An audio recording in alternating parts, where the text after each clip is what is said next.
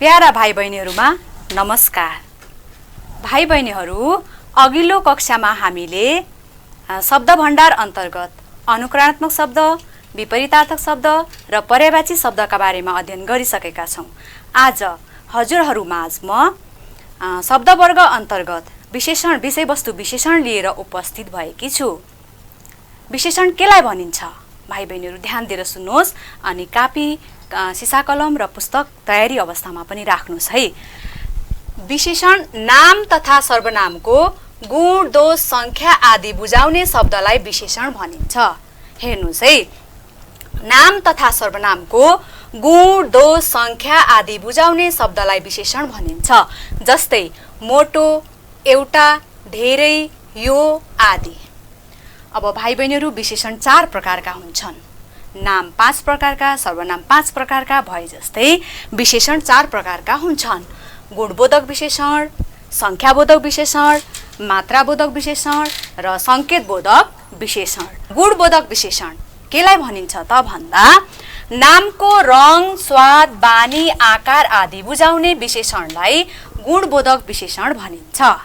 हेर्नुस् है, नामको रङ, स्वाद, बानी, आकार आदि बुझाउने विशेषणलाई गुणबोधक विशेषण भनिन्छ। जस्तै रातो, असल, लामो, पिरो, उज्यालो, अग्लो, मोटो आदि। त्यस्तै 2 नम्बरमा संख्याबोधक विशेषण। नामको संख्या बुझाउने विशेषणलाई संख्याबोधक विशेषण भनिन्छ। नामको संख्या बुझाउने विशेषणलाई संख्याबोधक विशेषण भनिन्छ। जस्तै 1, 2, 1000, दोस्रो आदि। त्यस्तै गरेर 3 नम्बरमा मात्राबोधक विशेषण। गन्न नसकिने तर, यति उति भन्ने मात्रा बुझाउने विशेषणलाई मात्राबोधक विशेषण भनिन्छ। गन्न नसकिने तर, यति उति भन्ने मात्रा बुझाउने विशेषणलाई मात्राबोधक विशेषण भनिन्छ। जस्तै धेरै, थोरै, अलिकति, यति आदि। अब 4 नम्बरमा संकेतबोधक विशेषण। विशेषणको काम गर्ने सर्वनामलाई संकेतबोधक विशेषण भनिन्छ। विशेषणको काम गर्ने सर्वनामलाई संकेतबोधक विशेषण भनिन्छ। जस्तै त्यो घर, यो किताब, यी केटाहरू, ती कुखुराहरू। अब हेर्नुस् है, यो, त्यो, यी, ती त सर्वनाम शब्दहरू हुन्, तर यिनै सर्वनाम शब्दहरू नामको अगाडि आयो भने के हुन्छ त? विशेषण हुन्छ। भाइ बहिनीहरु, हामीले ध्यान पुर्याउनु पर्ने हुन्छ। अब विशेषण केलाई भनिन्छ, विशेषण कति प्रकारका हुन्छन् भन्ने बारेमा हामीले जानिसक्यौं। विशेषण कुनै नाम तथा सर्वनामको गुण, दोष, संख्या, मात्रा आदि बुझाउने शब्दलाई विशेषण भनिन्दो रहेछ। विशेषण 4 प्रकारका हुँदा रहेछन्। गुणबोधक, संख्याबोधक, परिमाणबोधक, संकेतबोधक भनेर हामीले जानिसक्यौं। अब म हजुरहरूलाई अभ्यासतर्फ लाँदैछु। अभ्यासमा हेर्नुस्, तलका वाक्यमा प्रयोग भएका विशेषण शब्दहरू छानेर लेख्नुहोस्। अब विशेषण शब्दहरू चिन्नका लागि हामीले अभ्यास गर्न जरुरी हुन्छ। क नम्बरमा उज्यालो, बत्ती बल्यो। अब यहाँ विशेषण कुन होला भन्नुस् त? उज्यालो, बत्ती बल्योमा विशेषण कुन होला? विशेषण नाम तथा सर्वनामको गुण, दोष, संख्या, मात्रा आदि बुझाउने भनिसकेपछि बत्ती भनेको नाम हो। बत्तीले हामीलाई के दिन्छ? उज्यालो दिन्छ। उज्यालो चाहिँ के भयो त? विशेषण भयो। उज्यालो चाहिँ के भयो? विशेषण भयो। त्यसै गरेर ख नम्बरमा हेर्नुस् है, ध्यान दिएर हेर्नुस् अनि कापीमा पनि टिप्दै जानुस् है। करेला तीतो हुन्छ तर केरा के हुन्छ? गुलियो हुन्छ। अब यहाँ हेर्नुहोस्, यहाँ विशेषण कतिवटा होला? करेला तितो हुन्छ तर केरा गुलियो हुन्छ। करेला तितो हुनु उसको विशेषता हो, केरा गुलियो हुनु उसको के हो त? विशेषता हो। त्यसै कारणले गर्दा तितो र गुलियो चाहिँ के भयो त? विशेषण भयो। एउटा तितो भयो, अर्को गुलियो भयो। यसरी हामी वाक्यमा भएका विशेषण शब्दहरू छुट्याउन सक्छौं। त्यसै ग नम्बरमा हेर्नुहोस् भाइ बहिनीहरू, एक महिनामा कति दिन हुन्छ? 30 दिन हुन्छन्। एक महिनामा 30 वटा दिन, 32 वटा पनि हुन त सक्छ, तर हामीले 30 दिन भनेर चाहिँ बुझ्छौं जहिलेलाई चाहिँ। एक महिनामा 30 दिन हुन्छन्। एक महिनामा 30 दिन। अब कुन होला विशेषण शब्द? कुन होला हेर्नुहोस् त। पक्कै पनि भाइ बहिनीहरूले अनुमान लगाइसक्नु भयो। एउटा 1 हो, अर्को 30 हो। यसरी हामीले वाक्यमा प्रयोग भएका विशेषण शब्दहरू छुट्याउन पनि जान्ने भयौं। अब ख नम्बरमा कालो गाईले पनि सेतो दूध दिन्छ। कालो गाईले पनि सेतो दूध दिन्छ। के होला विशेषण शब्द? हजुरहरूले लेखिसक्नु भयो। कालो के हो त? एउटा विशेषण शब्द भयो, अर्को सेतो। कालो अनि सेतो के भयो? विशेषण शब्द भयो। त्यस्तै गरेर ङ नम्बरमा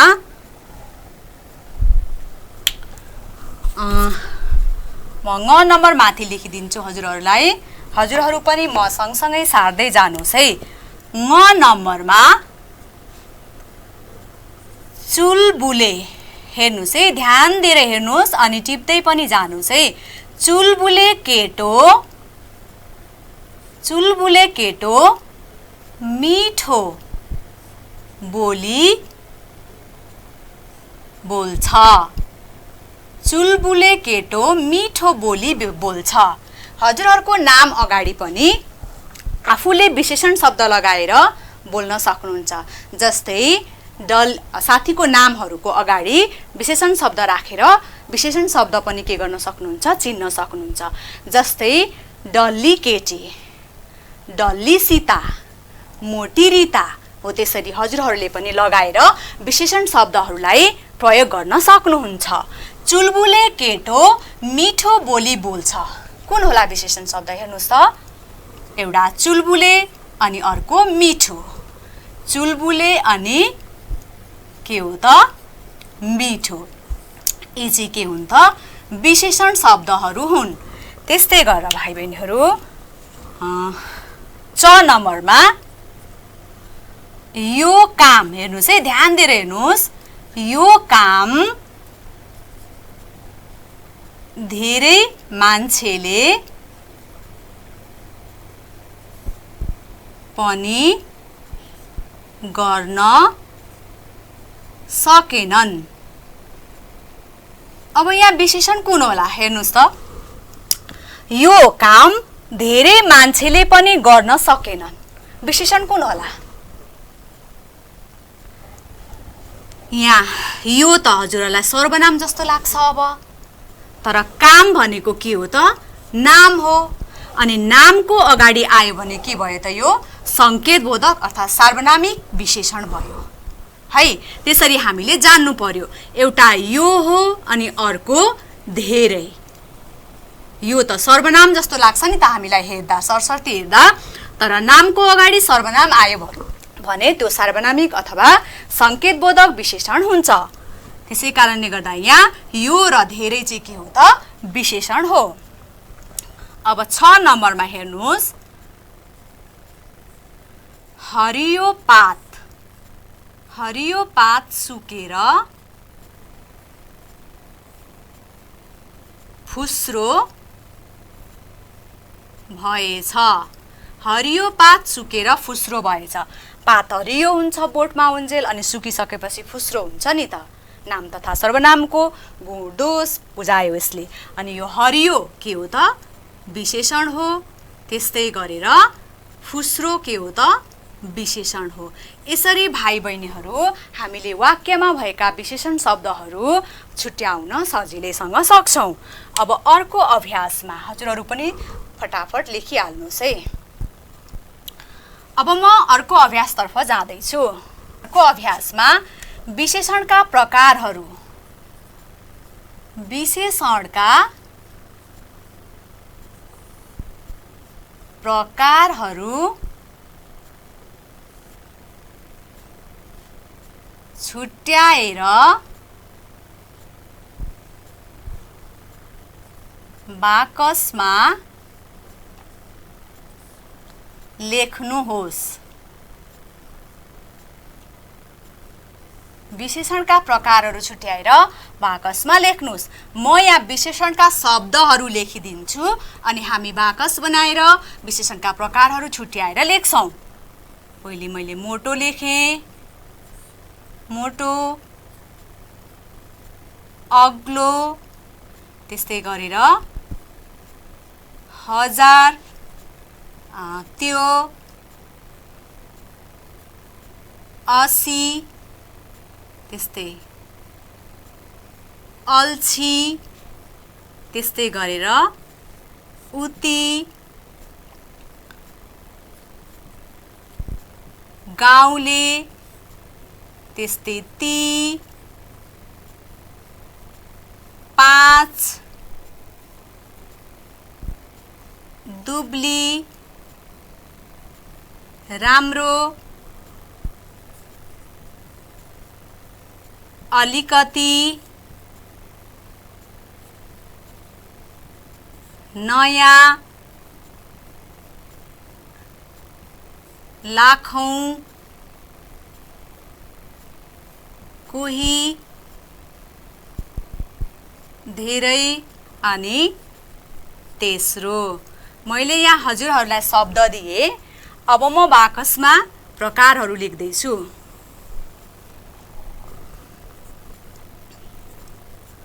गुणबोधक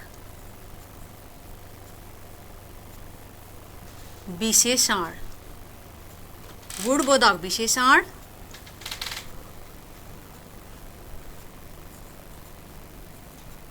संख्याबोधक,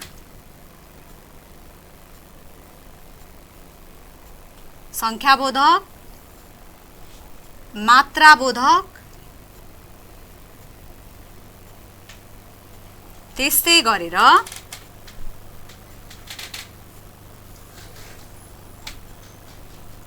संकेतबोधक,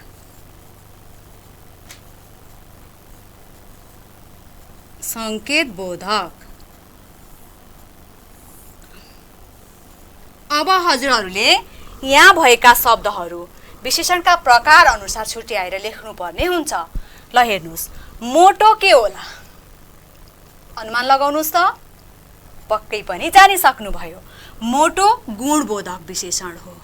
के हो त? गुणबोधक विशेषण हो। मान्छे मोटो हुनु उसको गुण हो नि त, गुणबोधक विशेषण। त्यस्तै गरेर अग्लो, अग्लो पनि के हो? गुणबोधक विशेषण। अब हजार के होला? हजुरहरूलाई पक्कै पनि आइसक्यो। हजार के होला? हजार रहेको छ संख्याबोधक विशेषण, संख्याबोधक विशेषण। त्यस्तै गरेर त्यो, त्यो के होला? त्यो केटी, त्यो मान्छे भनेर हामी हातले औलाले देखाएर भन्छौँ नि त। अनि त्यो मान्छे, मान्छे के हो त? नाम हो। नामको अगाडि आउने भएकोले त्यो के हो त? अब संकेतबोधक विशेषण भयो। त्यो के हो? संकेतबोधक विशेषण। त्यसै गरेर 80, 80 के होला? 80 पनि संख्याबोधक विशेषण हो। त्यस्तै गरेर भाइ बहिनीहरू अल्छी, कस्तो अल्छी केटा रहेछ भनिन्छ नि त, केटाको गुण हो त्यो। अल्छी के भयो त? गुणबोधक विशेषण भयो। त्यस्तै गरेर उति, उति भनेको चाहिँ के होला भन्नुहोस् त? पक्कै पनि मात्राबोधक विशेषण। मात्राबोधकमा के भनेको छ? गन्न नसकिने तर यति उति भनेर के गर्न सकिने? गन्न नसकिने तर यति उति भनेर मात्रा बुझाउनेलाई चाहिँ के भनिन्छ? मात्राबोधक विशेषण भनिन्छ। त्यही कारणले गर्दा उति चाहिँ के हो त? मात्राबोधक विशेषण हो। त्यसै गरेर गाउँले, गाउँले केटो, गाउँले के हो त? गुणबोधक विशेषण हो। सहरिया गाउँले भनेपछि के भयो? गुणबोधक विशेषण भयो। त्यसै गरेर ती, ती पनि के हो? संकेतबोधक विशेषण। अब 5 के होला? हेर्नुस् है, ध्यान दिएर हेर्नुस्, लेख्दै पनि जानुस् है। 5 के हो त? संख्याबोधक विशेषण हो 5। त्यस्तै दुब्ली, दुब्ली केटी के हो त? गुणबोधक विशेषण। त्यस्तै गरेर राम्रो, राम्रो पनि के हो? गुणबोधक विशेषण नै हो। त्यस्तै गरेर अलिकति, अलिकति भनेको मात्राबोधक विशेषण। अलिकति। त्यस्तै गरेर भाइ बहिनीहरू नयाँ, नयाँ कोट, नयाँ लुगा भनेर हामी भन्छौँ। त्यसै कारणले गर्दा नयाँ पनि के हो त? गुणबोधक विशेषण नै हो। अनि लाखौँ के होला? लाखौँ भन्नुहोस् त? संख्याबोधक विशेषण। नामको संख्या बुझाउने लाखौँ भनेको। त्यसै कारणले गर्दा लाखौँ चाहिँ के हो त? संख्याबोधक विशेषण हो। त्यस्तै गरेर कोही, कोही मानिसहरू बाहिर बसिरहेका छन् भनेपछि के भयो त? संकेतबोधक विशेषण भयो। कोही के हो त? संकेतबोधक विशेषण। धेरै के होला भन्नुहोस् त? धेरै मात्राबोधक विशेषण। त्यस्तै गरेर तेस्रो, तेस्रो के होला? संख्याबोधक विशेषण। अब हेर्नुहोस् है भाइ बहिनीहरू, गुणबोधकमा के परे त? मोटो, अग्लो, अल्छी, गाउँले, दुब्ली, राम्रो, नयाँ। अब नामको रङ, स्वभाव, के अरे स्वाद, बानी, आकार आदि थाहा पाउनेलाई चाहिँ के भनिन्छ त? गुणबोधक विशेषण भनिन्छ। अनि यी सबै के भयो त? गुणबोधक विशेषणमा परे। त्यस्तै अब संख्याबोधक भनेको चाहिँ नामको संख्या बुझाउनेलाई के भनिन्छ? संख्याबोधक विशेषण भनिन्छ। त्यसै कारणले गर्दा 1000, 80, 5, लाखौँ तेस्रो चाहिँ के भयो त? संख्याबोधकमा पर्यो। त्यस्तै गरेर मात्राबोधक विशेषण भनेको चाहिँ यति उति गन्न चाहिँ नसकिने तर यति उति भन्ने मात्रा चाहिँ बुझाउनेलाई के भनिन्छ त? मात्राबोधक विशेषण भनिन्छ। त्यसै कारणले गर्दा उति, अलिकति, धेरै भनेर त्यो चाहिँ के भयो त? मात्राबोधक विशेषणमा पर्यो। त्यस्तै अब संकेतबोधक विशेषण त हजुरहरूलाई आइहाल्छ। सबै सर्वनाम शब्दहरू हुन्छन्। ती सर्वनाम शब्दहरू चाहिँ नामको अगाडि आएका हुन्छन्। जस्तै अब विशेषणको काम गर्ने, विशेषणको काम गर्ने सर्वनामलाई चाहिँ के भनिन्छ त? संकेतबोधक विशेषण भनिन्छ। यसले चाहिँ विशेषणको काम गरिरहेको हुन्छ। सर्वनाम भए पनि विशेषणको काम गरिरहेको हुन्छ। त्यसैले यसलाई के भनिन्छ त? संकेतबोधक विशेषण भनिन्छ। मैले दिएका शब्दहरूमध्ये विशेषणका प्रकार अनुसार हामीले छुट्याएर राख्न पनि सक्ने भयौँ। अब म हजुरहरूलाई अर्को अभ्यासतर्फ लाँदैछु। विशेषणका शब्दहरू प्रयोग गरेर हामी के गर्छौँ त? वाक्य बनाउँछौँ है त। म यहाँ शब्दहरू लेखिदिन्छु, हजुरहरू वाक्य बनाउनुहोस् है।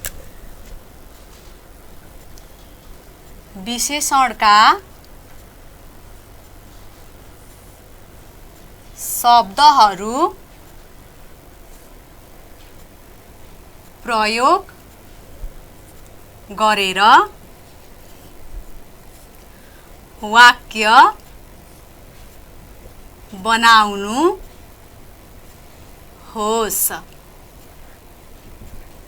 विशेषणका शब्दहरू प्रयोग गरेर वाक्य बनाउनुहोस्। म यहाँ हजुरहरूलाई सबैभन्दा पहिला बाठो लेखिदिन्छु है। ल, बाठोको वाक्य बनाउनुहोस् त। विशेषणका शब्दहरू प्रयोग गरेर हामीले के गर्दैछौँ? वाक्य बनाउन सिकिरहेका छौँ। बाठोको के हुन्छ होला? वाक्य बनाउनुहोस् त। पक्कै पनि भाइ बहिनीलाई आइसक्यो। बाठो केटो, हेर्नुहोस् है, म बनाएर देखाइदिन्छु हजुरहरूलाई। बाठो केटो असल छ। बाठो केटो असल छ। केटो बाठो पनि छ, असल पनि छ है। गुणबोधक विशेषण। यसले चाहिँ के गर्यो भने नामको रङ, स्वाद, बानी आयो नि त, बानी आयो नि त।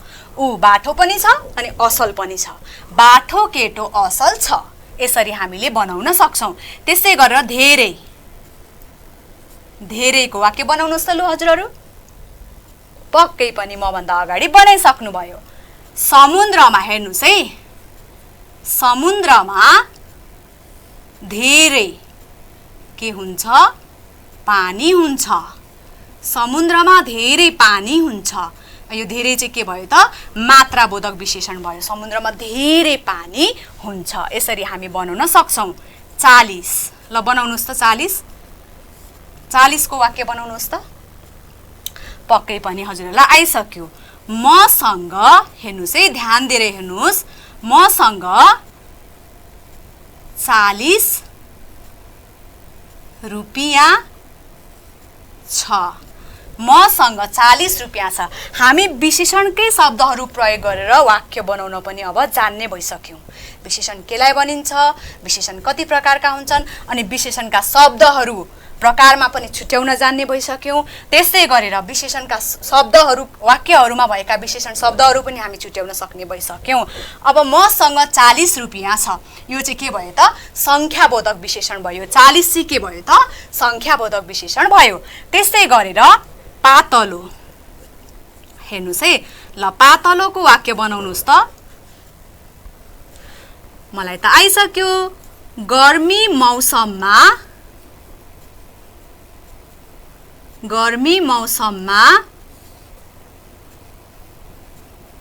पातलो लुगा लगाइन्छ। हेर्नुहोस् है, गर्मी मौसममा पातलो लुगा लगाइन्छ। यसरी पनि हामी बनाउन सक्छौँ। पातलोको भनेको हल्का खालको लुगा के गर्छौँ त? हामी लगाउँछौँ। त्यस्तै गरेर मोटोको लु बनाउनुहोस् त। के होला? पक्कै पनि हजुरहरूलाई आइसक्यो। मोटो मान्छे के गर्यो? लड्यो। मोटो मान्छे लड्यो है। यसले पनि के भयो त? गुणबोधक विशेषण बुझायो। त्यस्तै गरेर रसिलोको वाक्य बनाउनुहोस् त। हामी विशेषण शब्द प्रयोग गरेर वाक्य बनाइरहेका छौँ। कति रमाइलो भइरहेको छ है। हामीले कति धेरै वाक्य बनाउन पनि जानिसकेका छौँ। रसिलोको वाक्य बनाउनुहोस् त लु। हेर्नुहोस्, म सँगसँगै लेख्दै पनि जानुहोस्। मलाई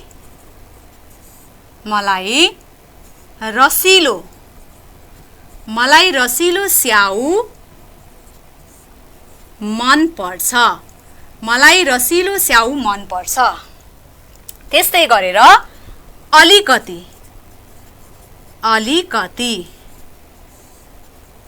के होला? अलिकतिको